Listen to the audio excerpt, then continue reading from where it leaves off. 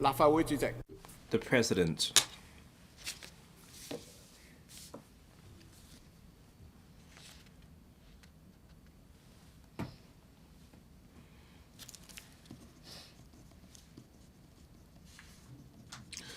Mr. Ted Hui, in accordance to RIP, I allow you to move this oral question, and the content has been printed on the agenda out with my permission.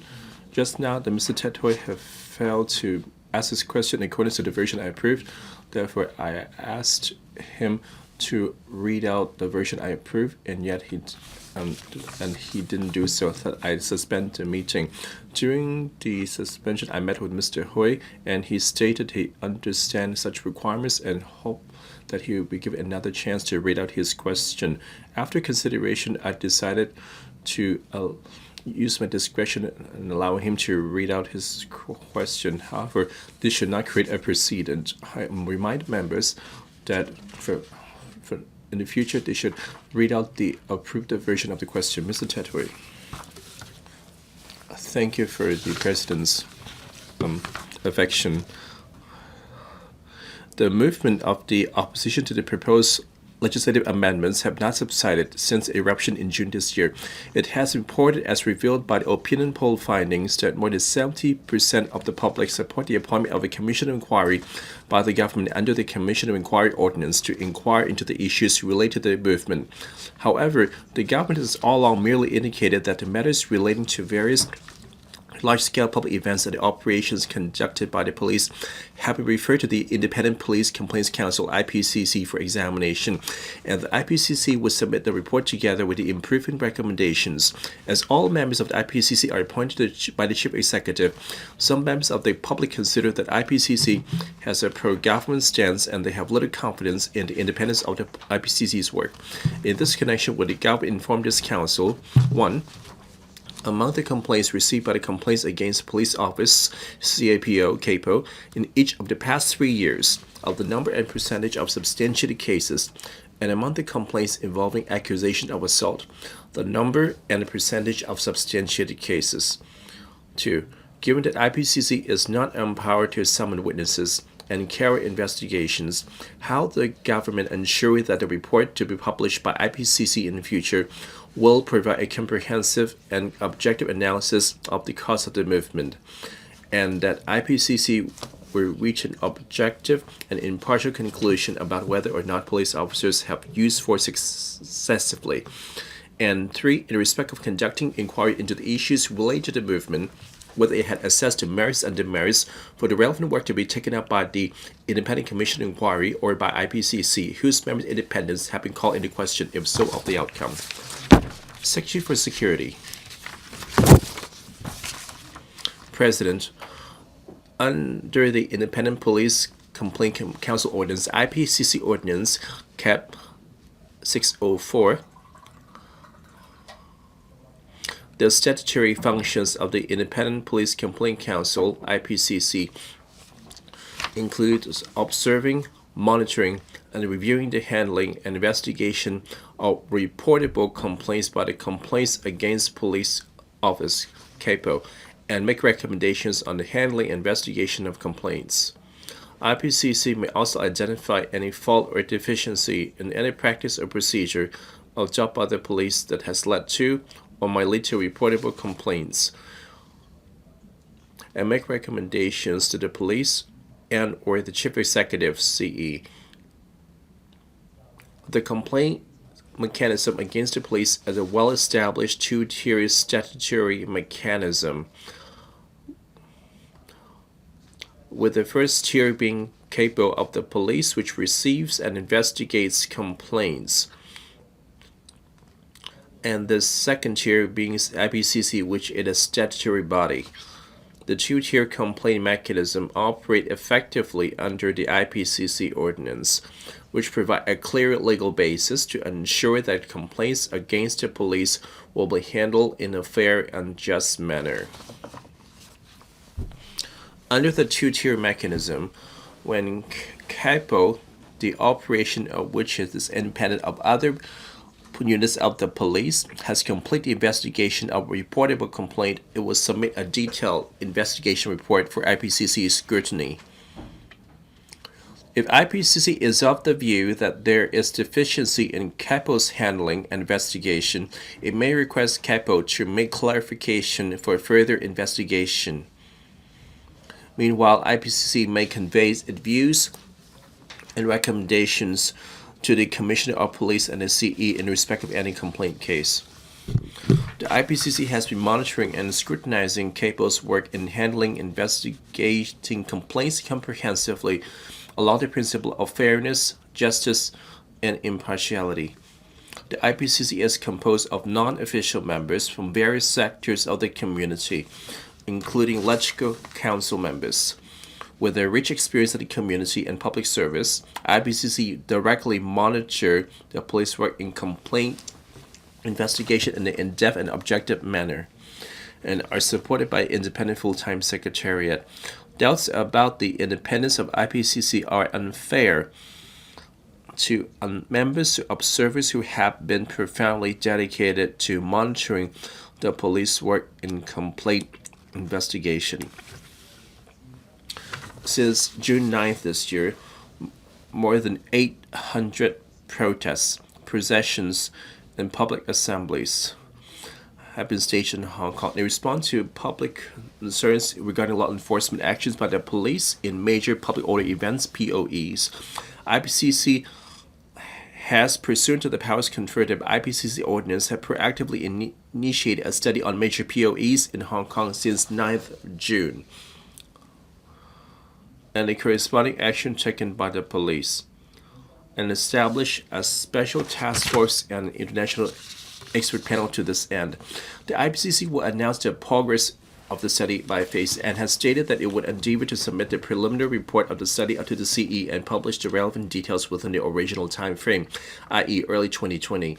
The government will closely monitor and carefully study IPCC's report and its recommendations in order to decide the follow-up action. Meanwhile, the CE announced on 4th of September this year 4 actions to help Hong Kong move forward. One of the actions is to invite community leaders, professionals, and academics to independently examine and review the society's deep-seated problems and to advise the government on the solutions. The independent review panel will examine the underlying causes of the social incidents in the past few months so as to stock take and study of different deep-rooted social conflicts and recommend solutions. The government is undertaking preparatory work and will start working on the independent review as soon as practicable after the situation has stabilized somewhat. My reply to various parts of the members' question is as follows. 1. In 2015-16, 2016-17, and 2017-18, the capital have handled 3,360, 2,807, 2,872 allegations respectively, of which 81, 49, and 68 allegations were substantiated, accounting for 2.4%, 1.7%, and 2.4% of the total number of allegations received during the years concerned. 346, 245, and 181 allegations involve assault respectively, of which 1, 0, and 1 allegations were substantiated, accounting for 0.3%, 0%, and 0.6% of the total number of allegations involving assault. 2 and 3. The IPCC operate independently and discharge its statutory functions under IPCC ordinance. Regarding the study on major POEs, IPCC has set up multiple channels, including those through email, hotline, mail, and an electronic platform, for stakeholders, including the media and the members of the public, to provide information relevant to major POEs, as to help IPCC examine and clarify the events concerned. The special task force established by IPCC have a number of meetings with the police which have been providing IPCC with information regarding police operations in the POEs. IPCC have also invited international experts to provide international experience and advice with a view on reaching a study from another angle. According to a statement, as of 4th October this year, the IPCC had received more than 11,800 submissions containing more than 41,400 items of information. As at 18th of November this year, 372 reportable complaints and 762 notifiable complaints stemming from major POEs have been received. Investigation work for each complaint is closely monitored by IPCC and its 120 observers. IPCC study and monitoring work, as aforementioned, are arduous and complex, and the relevant events are still evolving. We need to give IPCC necessary time and room so that it can focus on completing its work. The government will cooperate fully with IPCC and ensure that the IPCC Secretariat is provided with adequate resources to carry out its work. The report to be submitted by IPCC to the CE will be made available to the public for examination in detail. We understand the community's concern about the recent major POEs and the proposals put forward for reviewing the underlying causes of social incidents in the past few months, identifying deficiencies and deep-rooted social conflicts, etc., such as establishing communities of different nature, including the one referred to in Part 3 of the question, or a right community and victims panel modeling on experience of the United Kingdom. I should stress that the purpose, nature, and scope of the current study of the IPCC are different from and cannot be directly compared to those different organizations mentioned above. The IPCC has statutory functions to identify any fault or deficiency in any practice or procedure of the police that has led or may lead to reportable complaints and make recommendations. It has sufficient experience to focus on the handling complaints against the police. We are of the view that the IPCC should perform its functions under the established mechanism and to report and publicize a study. The government will accordingly consider the relevant findings and follow up as appropriate. Mr. Hui. In the Secretary's response, it states clearly that the assault complaints of over 300 cases is only one substantiated, which is less than 1%. How can the public be confident? If the IPCC had investigation hours and credibility, the public resentment would have subsided long ago. The IPCC and NOAA can investigate the core of the police brutality. There's a consensus in the public, and those in the middle ground or the light blue public also support the setup of the COI. May ask the government why continue objecting to it. Would the government afraid of the police force or allow them to retaliate, or afraid of Beijing and to sacrificing the Hong Kong's future and not set up COI to investigate police abuse? Secretary. Thank you, President. I see that the IPCC, after making their final review, it overall reflect the police force overall performance as a whole. Wouldn't just focus on a particular year figures. Let's say the figures back in March. In our main reply, is we provide 3 years figures. And the police force in maintaining public or the rule of law and the public acceptance of the work. You can see for those 3 years figures, the substantiated complaints shows that reflect the police force overall performance. So in these 3 years, it demonstrated that the Hong Kong police is a professional and a quality police force. And after the public order events in June, the complaints, of course, had risen. And the IPCC past report, you can see the substantiated complaints figures and the percentage have been stable. It shows that the police demonstrated their professional and work performance. The IPCC figures have shown that we have a very quality and professional police force. In my reply, I already stated there were different views proposing on how do we deal with this issue. I already stated the government's position on this and how we proceed. Mr. Gary Chan. Thank you, President. And for this anti-amendment movement, over the past 5 months, there were countless disturbances and protests, which all 18 districts have been affected, and the police equipment have been quite extensive. And for the reportable and the notifiable complaints, there are over 1,000 of those. In supporting the work of the IPCC, have the government have provide additional resources.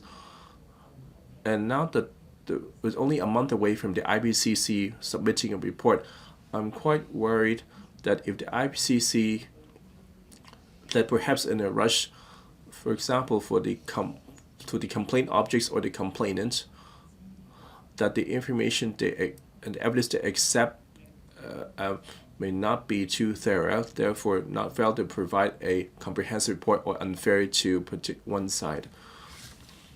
Secretary.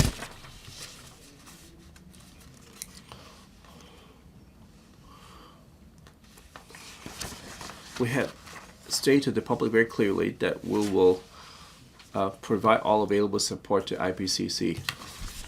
And for the 2019-20 financial year, the government's allocation to the IPCC is $96 million for them to pay for salaries and other allowance and other operational expenses. This subvention has increased by 17 million compared to the previous year, which is a rise of 20%, mainly to hire more staff. And depends on the needs of IPCC. If they further request the government to provide any kind of support, we're very willing to consider them. And the CAPO have been proactively support the review of the IPCC and also set up a dedicated team to handle such kind of complaints. And the first phase, they have set up a 13-person team, consists of a direct lead by superintendent. And since the number of complaints is colossal, this they have also doubled the size of this dedicated team. And now we have over 20. We have a 26 member in the team, and led by 2 superintendents.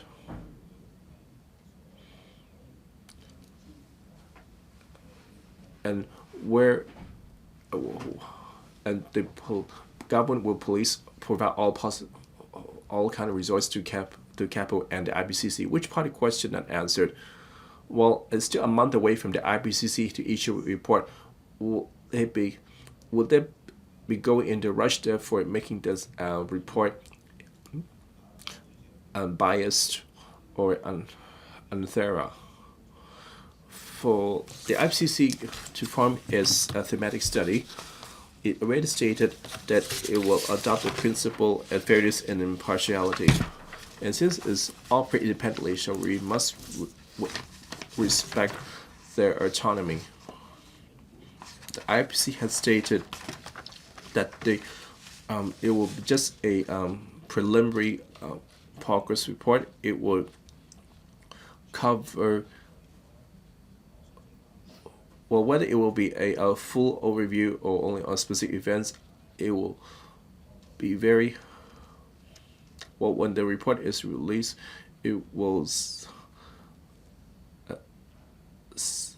state at which stage is thematic study in. However, there will be no change to the principles of fairness and impartiality. Mr. Michael Tian. Secretary. Well, since the 9th of June, I personally feel that to have a COI lead by a judge to investigate this anti-amendment affair was the most appropriate, and we're gaining public support.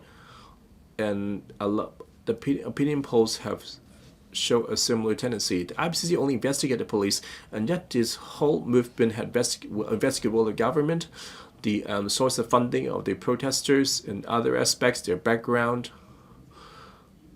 and also they organized their white-clad gangs. So who are they? So the COI is not duplicating the work of the IPCC, and yet you're willing to undertake it. And then the chief executive claimed they have to wait for the IPCC report. If there any further controversy, then she will consider it. And now the overseas expert has stated that it's a toothless tiger. Now, of course, it will be controversial. If the report will be seen as controversial, why drag on your feet? Though we're not going to investigate the other three aspects. Does that mean if there do we have to investigate the protester background? And how about the government's role in this? Can the secretary respond? Thank you, President. Like I stated in my main reply, there are different views asking the government to work on various initiatives on this. The government's position has been reflected when announced by the CEO of the 4 actions to help Hong Kong. Besides withdrawing the proposed amendments, it will also support the work of IPCC in order to identify any deficiencies in any procedures and mechanism of the police handling. And also another initiative will be open dialogue with the public. And we set up an independent review panel, as stated in my main reply. These proposals are simply some of the recommendations offered, and also make reference to the UK practice and set up panels to study the right communities and victims.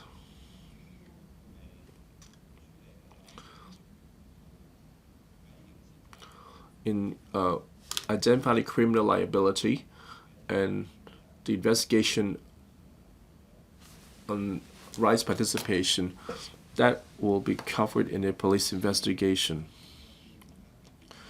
Thus, we will consider various proposals. Which part not answered? Have you quite answered my question, President? I see that your question be answered. If you're not satisfied, you can bring it up in another occasion. So you see that he did ask your question. Dr. Second question, Ms. Helena Wong.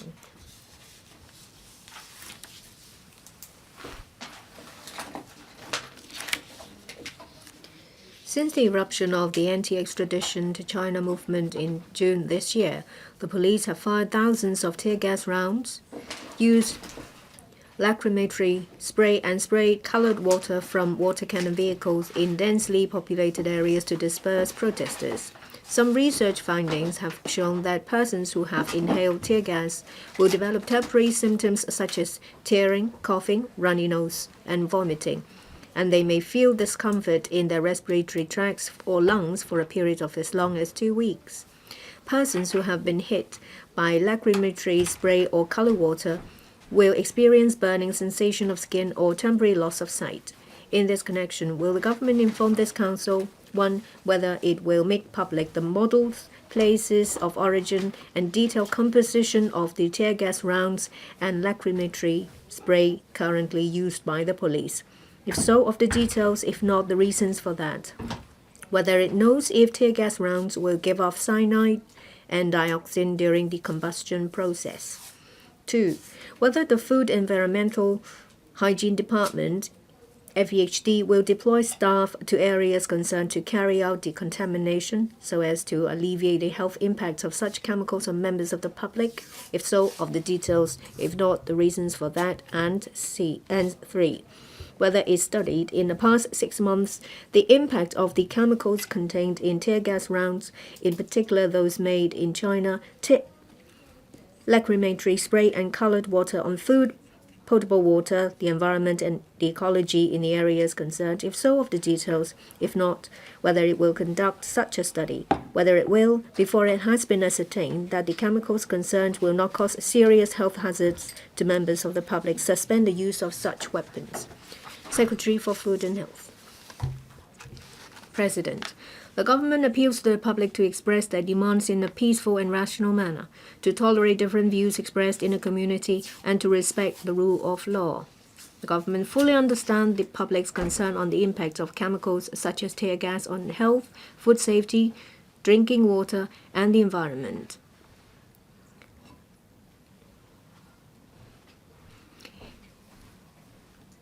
In consultation with the Security Bureau, the Department of Health, the Environmental Protection Department, EPD, the Food and Environmental Hygiene Department, FEHD, the Water Services Department, WSD, and the Hospital Authority, HA, consolidated reply to the various parts of the question raised by Ms. Wong is as follows. 1. Members of the public have the right to expression, speech, and assembly, but they must do so in a peaceful and lawful manner.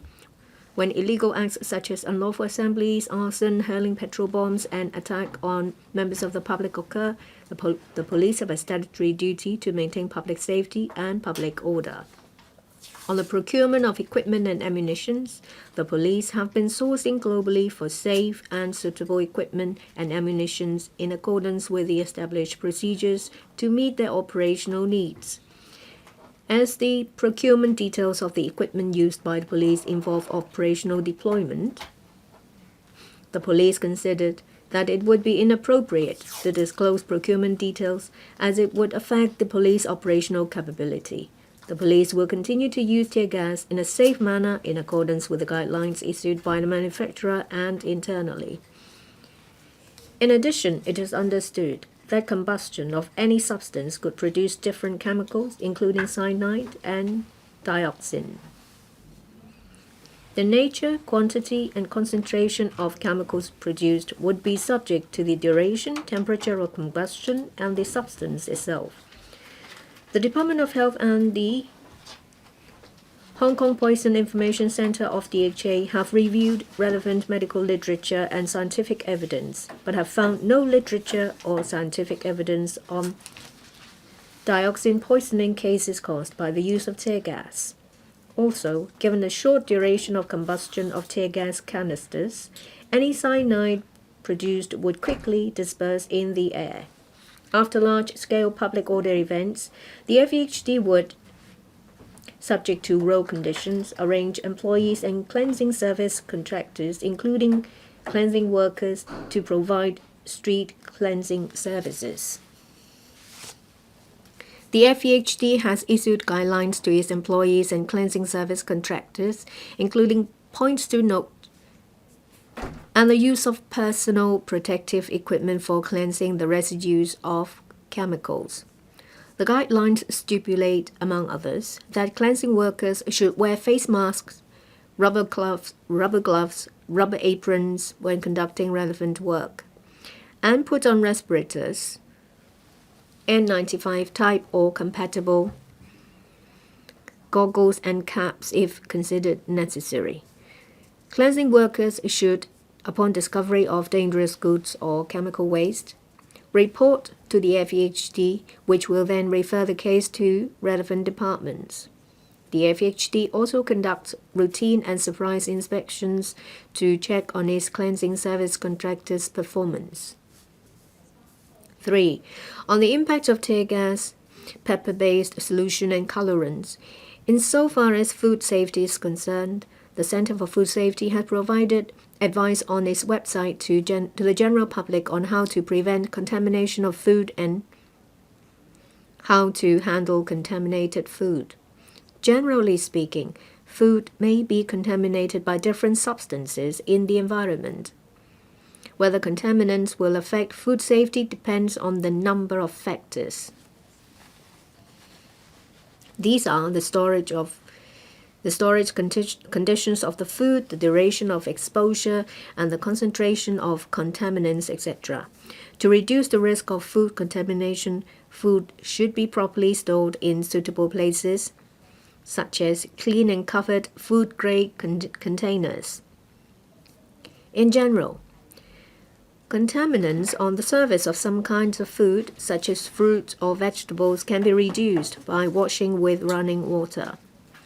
For the sake of prudence, if food is suspected to be contaminated or if they show abnormality, they should not be consumed. In respect of drinking water, the drinking water in Hong Kong are sourced from imported water from Dongjiang and rainwater from local catchments. Since the sources are located at country parks or remote areas, the drinking water will not be contaminated by chemicals. In addition, the drinking water in Hong Kong undergoes vigorous treatment processes in water treatment works and is supplied through concealed pipes to consumers whose internal plumbing systems are generally enclosed as well. Therefore, the risk of contaminating drinking water by chemicals is very low. On the environmental aspects, tear gas is basically substance in the form of particulates and would disperse within localized areas. The EPD considered that it would not have significant impact on the overall air quality. Since June 2019, the EPD has not detected any abnormality in the air quality and water quality monitoring stations. Lastly, the police understand the community is concerned about the use of tear gas near residential buildings.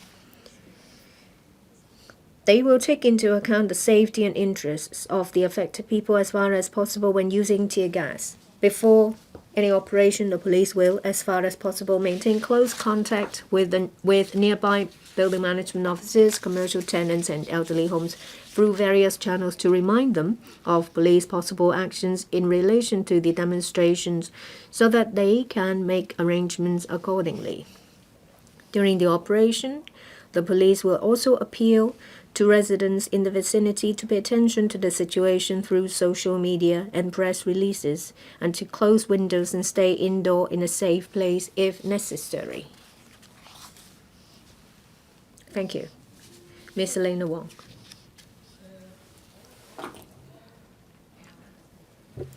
I think the Secretary, Sophia Chan, should not think that she's subordinate to the Security Bureau. Do you know that the tear gas and other equipment used by the police are not safe as they claim that they are? You are the Secretary for Food and Health. It's your job to protect public health. A lot of people are asking questions. They use mainland-made tear gas, so there is magnesium and aluminium. If they are combusted at a very high temperature, they may generate dioxin and cyanide, which are highly carcinogenic. You said that it is inappropriate for the police to divulge information of procurement because of operational deployment. But you are the Secretary for Food and Health. You have to take into account public health and the environment. For U.S. tear gas, there is a 15-page safety data sheet. I don't know if you still have any U.S.-made ones. That sheet lists out clearly what are the substances and which of them are toxic. And it also gives information about how first aid workers should handle the substance, what happens or what you should do if it's ingested, how you would do if it's ingested, how to put it out, and how to clean it afterwards. You are the Secretary for Food and Health. Shouldn't you ask information from the Security Bureau about such SDS so that the public will know more about the substance in these CS gas, whether they are toxic or not? You talk about use of N95. According to the SDS, it is not useful. It should be EN149 or NIOSH. who will be there to protect FEHD cleansing workers? What about those people who are in hospitals when tear gas has been launched in a nearby area? These guidelines are wrong. I thank Ms. Wong for her questions. The Bureau, together with the Department of Health, as well as the Center for Food Safety, as well as the FEHD, have worked together. We have put our heads together. We have talked to different experts. We have had meetings. Internally, we have communicated with the police. As I said, because of operational deployment reasons, they don't want to affect the operational capability. As a result, they can't divulge the information. Well, regarding the substance released from CS gas, whether there will be dioxin, whether there will be cyanide, we have conducted studies. We have taken into reference the views of experts. The Department of Health, as well as the Hong Kong Poison Information Center of the HA, have conducted studies. We have looked at these findings. We found that as to whether CS gas will release dioxin, there is no study showing whether it will or it won't. There is the presence of dioxin in the environment or in the air. There is sufficient literature and studies showing that, say for example, during hillfire or the burning of certain articles, say for example plastics, say in a fire there will be a release of large amount of dioxin. So there is a chance that there is the presence of dioxin in the environment. Regarding cyanide, the EPD provides information to us, so the Environment Bureau. The most important thing, as Ms. Wong said, is how to protect public health, and if members of the public have been exposed to CS gas, how they should clean themselves and how to deal with the situation.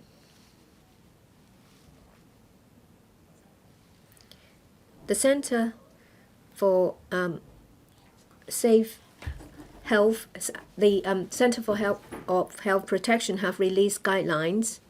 You mentioned about the FEHD. As I said in the reply,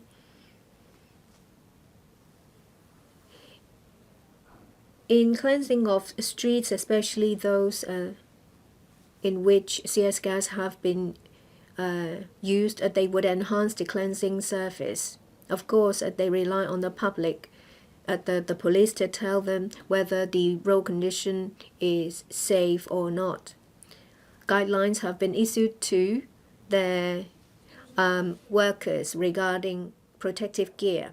My supplementary is whether the Secretary will ask the Security Bureau for information, that is, the safety data sheet of lacrimatory spray as well as the CS gas. You have pointed out your question. Anything to add, Secretary? Just a brief one. All along, we have been in liaison with the police. They told us that the CS gas they use are similar to others available in the international community. They are very prudent in its procurement, and they will ensure safety. Ms. Wong, you have already pointed out your question. If you have any dissatisfaction, you may follow it up elsewhere. Please sit down. Dr. Pierre Chan. My question is, well, the Secretary's answer here and to the public is that she doesn't know about the chemicals in the CS gas, or for some reason the information cannot be made public. At the same time, she said that the substance in CS gas and the residues are safe. I don't understand, because for health workers, including those working in Queen Elizabeth Hospital, don't know how to clean their air conditioning system, and they don't know whether there will be chemical reaction if they use bleach. If they don't know about the chemical content of CS gas, how can you tell doctors to handle it? I can tell you that I don't. I tell you that it is very important for us to know the chemical content of CS, because we will know how to handle it so to help matters. Thank you, Dr. Chen, for the question. We have spoken to different experts and we have had discussions in internal meetings. The Department of Health as well as the Hong Kong Poison Information Center of the HA have reviewed medical literature and scientific evidence. We understand that in the general content of CS gas. No literature show that dioxin poisoning cases are caused by the use of tear gas. It's not just from literature. The HA information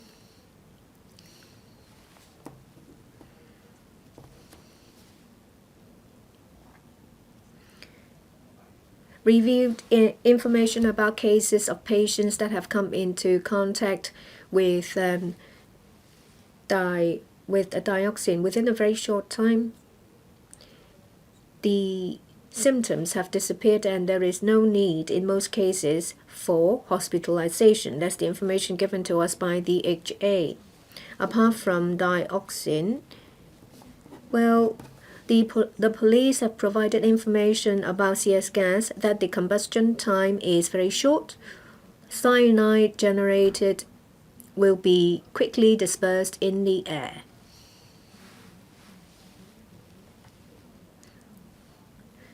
Very often at locations where CS gas was used, they're mostly in streets or in open areas. The Environment Bureau and their experts pointed out that a lot of international literatures say that burning rubbish or wood in open air will generate dioxin. And that is the major source of dioxin in the world.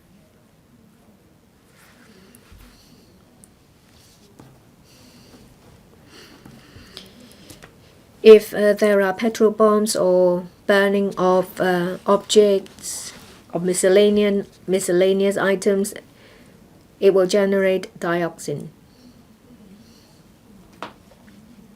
We have to tell people who are affected how to decontaminate, and if they seek medical attention from the HA, they will know how to deal with these cases. Mr. Jonathan Ho.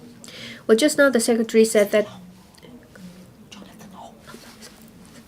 Mr. Edward Lau.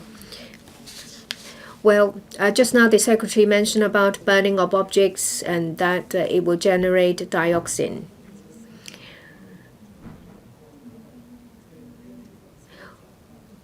When members of the public encounter situations when objects are burned, miscellaneous items are burned, will the Secretary provide any information kit, any information or assistance you can provide them?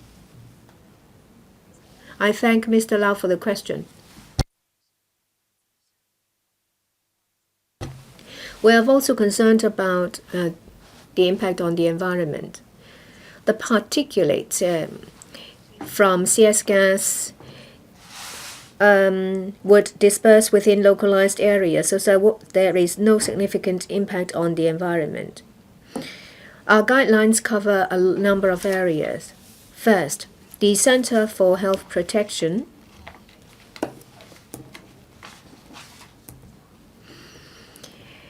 states that the health impact from CS gas is short term, and if there is irritation on skin or any parts of the body, they may go seek medical attention. In the guideline, it also gives information about how to deal with affected items as well as how to decontaminate. There is also a guideline from the Center for Food Safety stating that if a food may be exposed to CS gas, how they should be handled. Of course, if you're concerned, you should not consume the food items. Regarding cleaning of streets or domestic areas or indoor areas, well, of course, it is better to use soap water for areas indoors. And in order to avoid particulates being kicked up again, do not use hot water, do not use high pressure water jets or vacuum cleaners. Thank you. The third question. The Honorable Kenneth Leung. President, since the eruption of disturbances arising from the opposition to the proposed legislative amendments in June this year, the police have repeatedly fired tear gas rounds in densely populated areas or even indoors. It's learned that the crystalline particles of the various types of compounds in tear gas, which are non-volatile, will settle downward and may be carried away by the wind and adhere to objects, including textile fibers and the air circulation systems of buildings, posing a threat to public health in the long run. Furthermore, the results of some experiments conducted overseas show that groups that have been exposed to tear gas may have a higher risk of developing chronic respiratory problems in future, such as morning cough, production of thick sputum, chest pain, damage to lung tissue, and breathing difficulty. In this connection, will the government inform this council? 1. Since June this year, the number of medical consultations sought for respiratory diseases by persons who reportedly have been exposed to tear gas and the relevant incidence rates.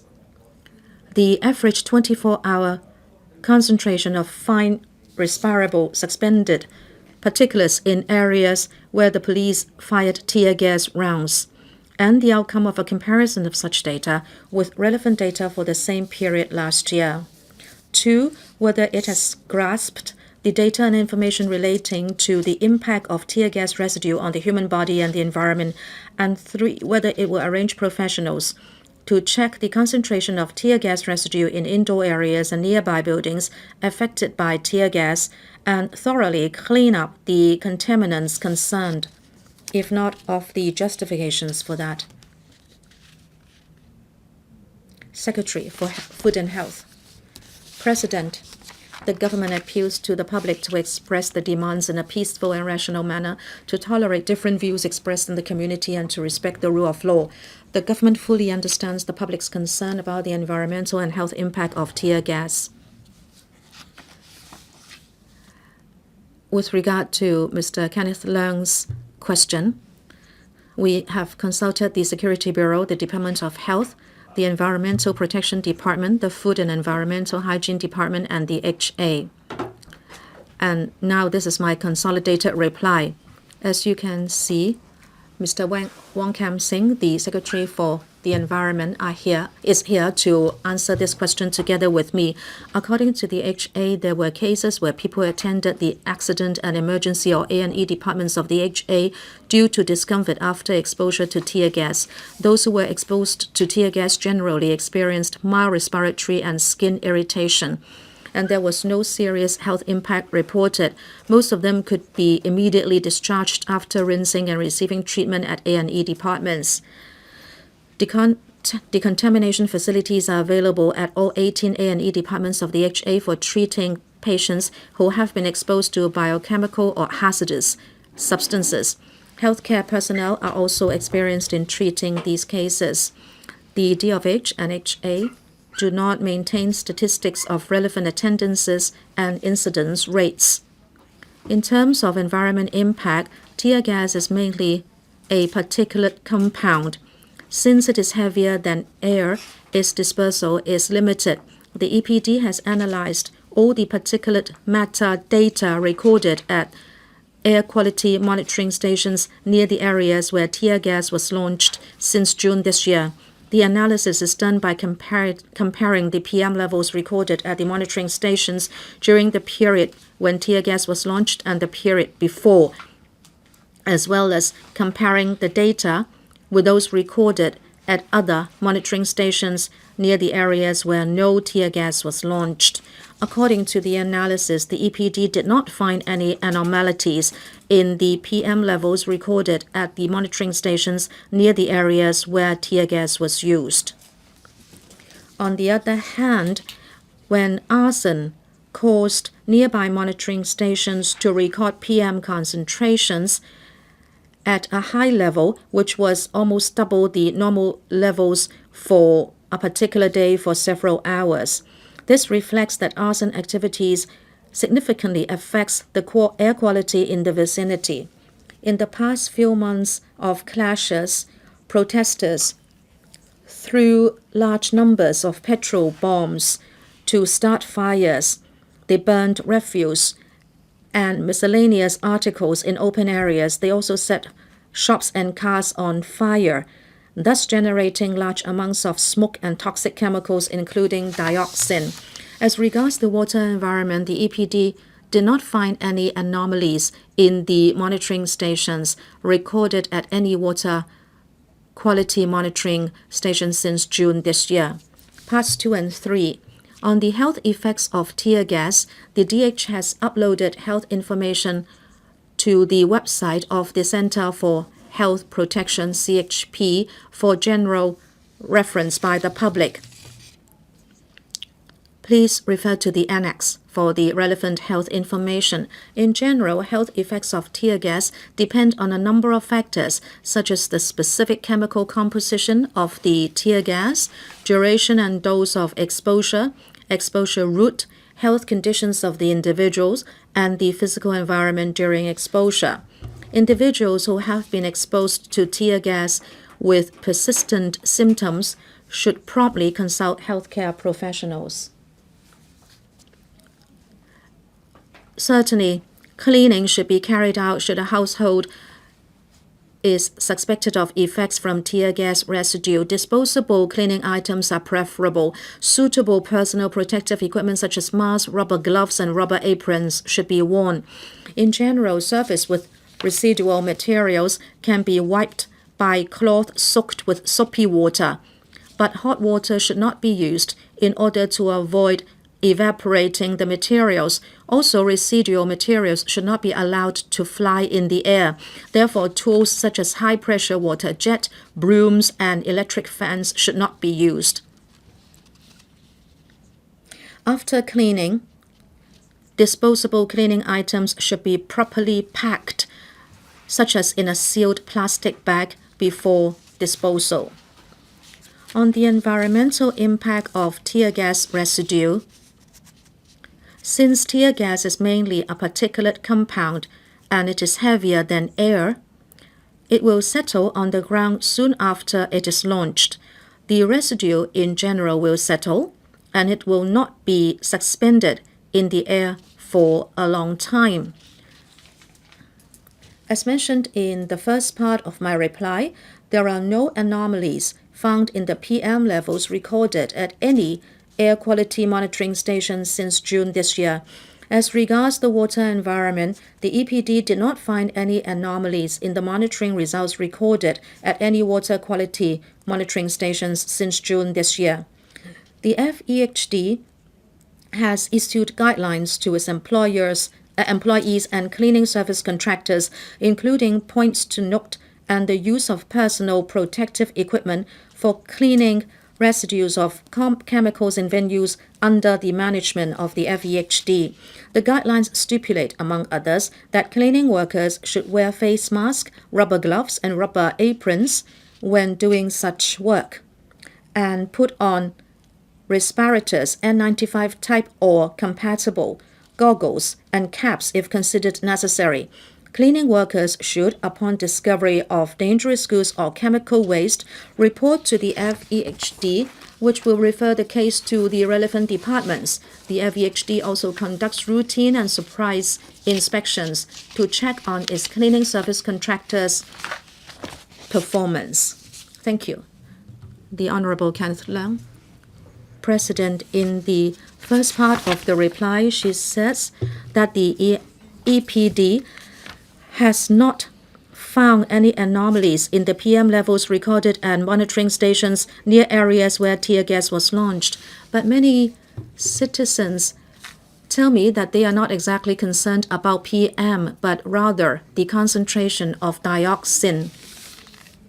In Central and Western and also in Chunwan, the EPD has set up dioxin monitoring stations, but it seems the data from the last 3 weeks have not been released. President, can I please ask the Secretary for the Environment to let us know the 24-hour average recorded about concentration levels of dioxin in the last 3 weeks? Secretary for the Environment. Thank you. In Hong Kong, we have been monitoring the dioxin situation for many years, and it has been on the low side, and it is actually on the decrease in recent years. Dioxin has many sources. It exists in small amounts in the air, and this is consistent with other cities in the world. The latest figures have been put on the internet. The sampling and laboratory tests take a few weeks to be completed. So we will always upload the information as soon as possible. But I'd like to say that the situation now in Hong Kong, which is the concern, well, we have to understand where dioxin comes from. If you look at the entire world, the biggest source of dioxin is from burning rubbish in open areas. This is true for the entire world. Secondly, the burning of wood or a forest fire. If you look at the streets in Hong Kong recently, there has been fire set on shops and cars and the burning of rubbish. And if you look at the duration, the temperature, and the scope of the fires, well, if you are concerned about dioxin, that is the biggest source. Which part of your question has not been answered? I'd like to know when the November data can be uploaded online. Secretary, as far as I know, we are still doing the sampling work for November, and it will take a few weeks before the lab test results will be available. My understanding is that society and also myself are concerned about the situation, and we have asked the government laboratory to complete the process as soon as possible. But I believe we'll have to wait a few weeks before we'll have the latest results. Mr. Jonathan Ho, thank you, President. Without the hurling of petrol bombs that harm people, why would there be the use of tear gas? I think members have stood the cart before the horse. As the Secretary said, very often dioxin is released because of the burning of rubber foam or cars. I think that is secondary. I believe I like to talk about the residue that may include a lot of chemicals, because in the Chinese university there has been this theft of many kinds of chemicals to the tune of kilograms. I think they have been used to make petrol bombs. If you inhale a certain kind of chemical, you will be suffocated. I don't know how you can help us to save ourselves if near places of clashes. How can we protect ourselves from being intoxicated? And I was talking about hexane. And of course, the pandemics can best advise the protesters not to throw petrol bombs, but I don't think you can do it. So how can we prevent ourselves from being intoxicated? Well, this main question is about tear gas residue, but Secretary, would you like to add? Secretary. President, Mr. Jonathan Ho said that we discovered that at university laboratories we could see that there had been incidents of theft whereby chemicals have been stolen. Some of them are toxins. Of course, we are very concerned. The relevant department of the hospital authority is trying to understand more about such stolen chemicals and toxins and how they can affect the human body. In fact, the HA is working at full steam to write out guidelines for their staff. If indeed possible harm is suspected, the HA will have to know how to deal with it, and we are working on it. Ms. Chen Hao-yan. Thank you, President. Protecting public health should be given the first priority. So I don't understand something about the main reply. Apart from tear gas, the administration should also say in unequivocal terms that the burning of chlorine-related substances, including traffic cones and car tires, it may release high levels of chlorine, which can be more toxic than tear gas residues. You should tell people clearly this. Well, you have been telling people to clean with soapy water, but this is not in line with public sentiments, because in parents' groups, we are talking about schools that are affected. Many schools and parents would like to do their own cleaning. I'd like to ask the two secretaries, can you give out clear guidelines whether you can work together with the Education Bureau and also toxicologists to hold meetings to assess the situation? Can you go to schools and other affected areas? Why are we so concerned about schools? Because we are talking about even kindergartens. Can you not try to gauge the level of toxins in schools to see whether schools should really resume classes? If they want you to help to clean and also to monitor the levels and even the water at water dispensers, can you please help to do the assessment so that parents will be reassured? You know, children are active and they may be in touch with different facilities in the schools. As you know, dioxin can enter the human body through breathing, skin, and also food. You know, children can inhale dioxin. Do you have that expert group? If not, can you kick off one? This is the worry of many parents' groups. Which secretary? Secretary for Food and Health. I think I can start, and I can be supplemented by the Secretary for the Environment. I'd like to thank Ms. Chen Hao-yan for her concern for schools. Our Bureau is liaising with the Education Bureau.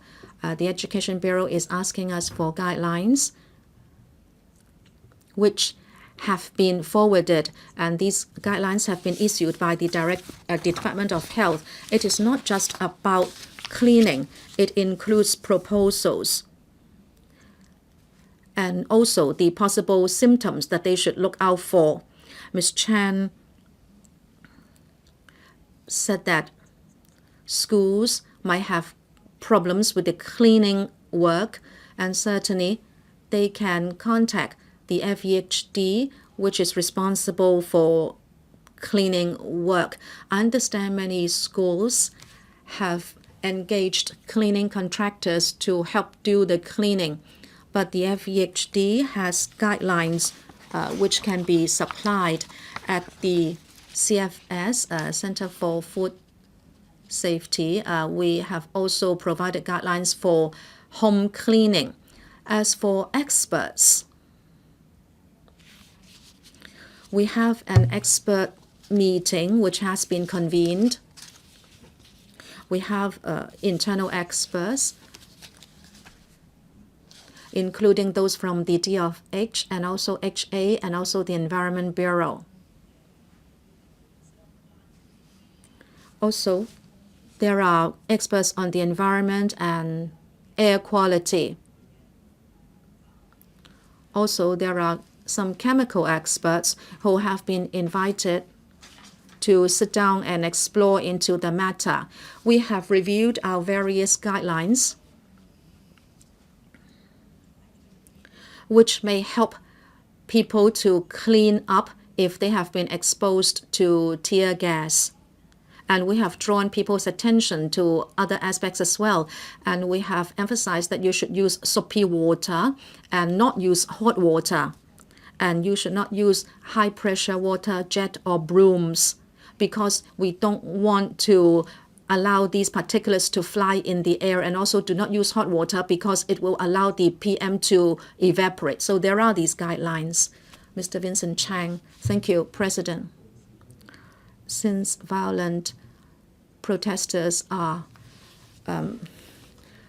doing a blow to Hong Kong's law and order, so the police have to use tear gas, and protesters have been burning car tires and other matters, so that a lot of dark smoke has been released, and it has gone into residential areas. Now, apart from telling us that there are guidelines provided by the Center for Health Protection and Center for Food Safety online, what else can you do? Can you cooperate with the district offices, and the FEHD staff can help elderly people and elderly homes and also childcare centers to clean up?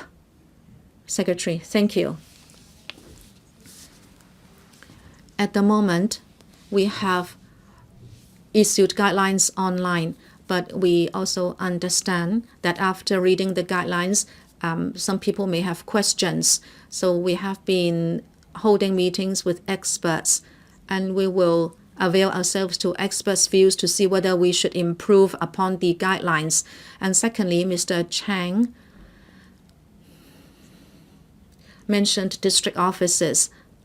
Now, if the district offices should be alerted to some needs of the public on a district level, we will certainly try to do a better job so the public know how to clean up after being exposed to tear gas.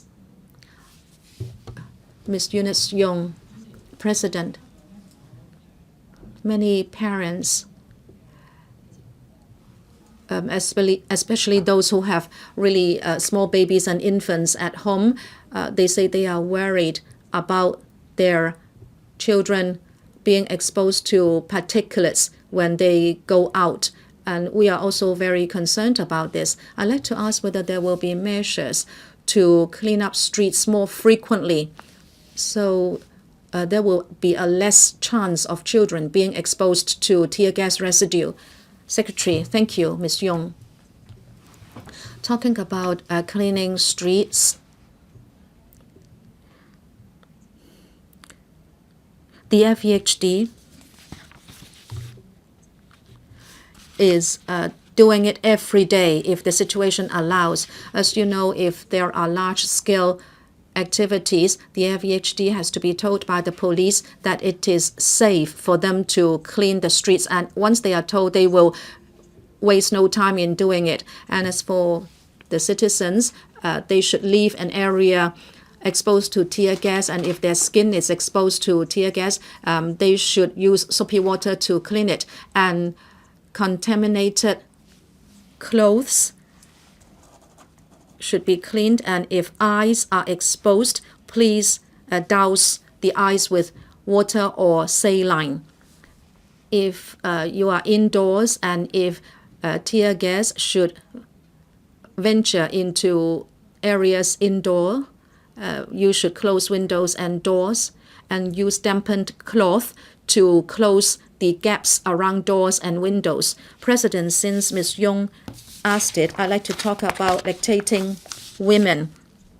If lactating women are exposed to tear gas, how long should they wait before they breastfeed? Well, there is no international guideline as of now.